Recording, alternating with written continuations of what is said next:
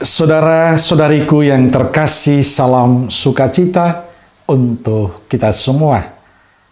Sudahkah kita memberi senyum hari ini? Minggu 21 September 2025. Hari Minggu biasa ke-25. Kita awali permenungan kita dengan tanda kemenangan Kristus. Dalam nama Bapa dan Putra dan Roh Kudus. Amin. Permenungan kita diambil dari Injil Lukas bab 16 ayat 1 sampai 13. Dan Yesus berkata kepada murid-muridnya, ada seorang kaya yang mempunyai seorang bendahara.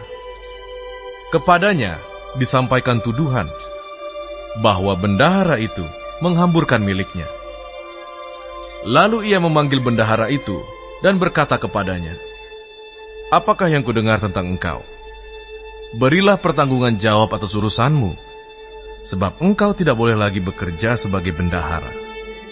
Kata bendahara itu di dalam hatinya, apakah yang harus aku perbuat? Tuanku memecat aku dari jabatanku sebagai bendahara. Mencangkul aku tidak dapat, mengemis aku malu.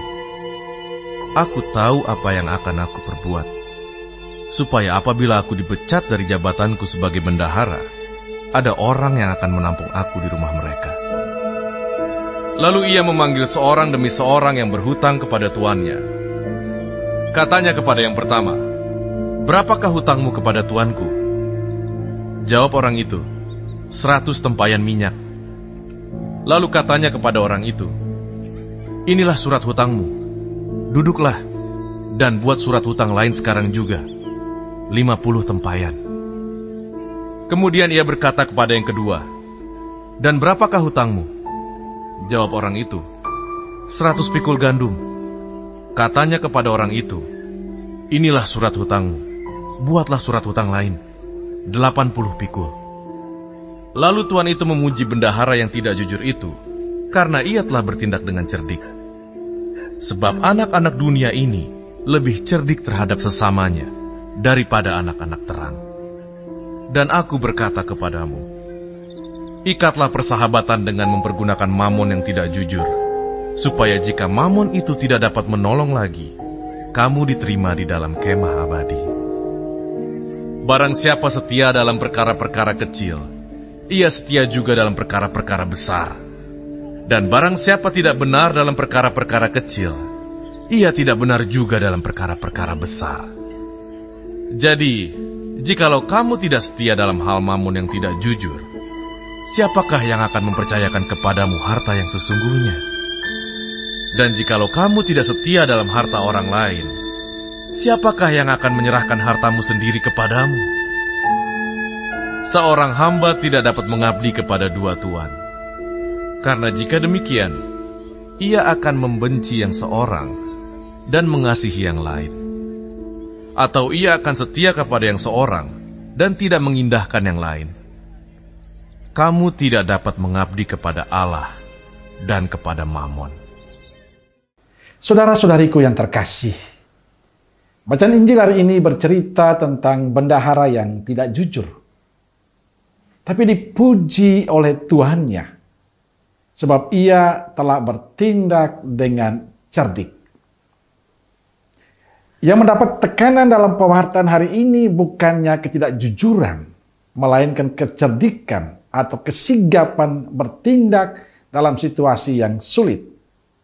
Yesus memuji bendahara yang tidak jujur karena bendahara itu menyadari keberadaannya pada masa depan dan cekatan mengambil tindakan. Dikatakan dalam Injil tentang keresahan bendahara itu, apakah yang harus aku perbuat?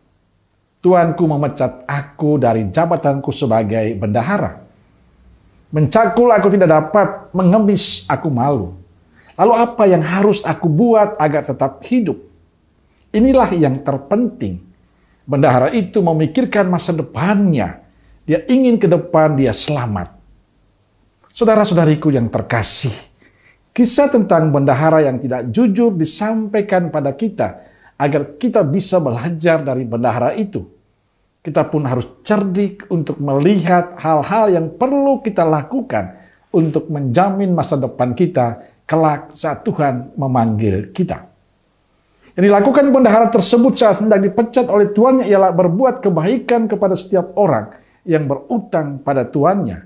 Dia memanggil mereka yang berutang pada tuannya. Yang berutang 100 tempayan dimintanya untuk membuat surat utang yang baru 50 tempayan minyak. Kepada yang berutang 100 pikul gandum diminta membuat surat utang yang baru 80 pikul gandum. Dengan cara ini dia diterima oleh mereka saat ia dipecat dari jabatannya sebagai bendahara. Segala kebaikan akan berbalas kebaikan pula. Inilah yang perlu dibangun oleh setiap kita. Karena Tuhan meminta kita untuk senantiasa menaburkan kebaikan selama kita masih hidup. Tujuannya untuk menjamin kesediaan tempat di surga bila Tuhan memanggil kita. Kita bisa saja mencontohi para pedagang dan pengusaha yang mampu melihat ke depan, yang memperhitungkan segala keadaan dan dapat mengambil suatu tindakan yang tepat. Maka yang penting bukan hanya kecerdikan, melainkan kesigapan untuk bertindak, berani mengambil langkah yang tepat dalam membangun kehidupan. Kesigapan kita terletak pada sikap dalam menghadapi ketidaktentuan waktu berakhirnya masa hidup kita di dunia ini. Kalau tidak pasti, maka tugas kita adalah melakukan sesuatu yang baik dan benar di hadapan Tuhan. Sehingga pada saatnya kita boleh mengalami surga itu. Caranya dengan tetap menjadi orang baik dalam hidup. Bagaimana kita menjadi berkat bagi keluarga kita, sesama kita, dan orang-orang di sekitar kita. Kita tidak menjadi batu sandungan bagi banyak orang. Kita menjadi orang yang dicintai dan dirindukan oleh banyak orang karena perbuatan baik kita. Yakin, saatnya nanti Tuhan akan memberikan kemurahan pada kita untuk mengalami kesatuan hati dengan Dia di surga. Ingat, hidup kita tidak hanya sekarang, tapi suatu saat nanti kita harus bertanggungjawabkan. Maka tidak hanya menikmati hidup sekarang, tapi membangun hidup yang baik untuk masa depan akhir nanti. Amin. Semoga Allah yang Maha Kasih memberkati saudaraku sekalian, Bapa, Putra, dan Roh Kudus. Amin. Roh Kudus Nazaret, doakanlah kami. Amin. Berkah dalam.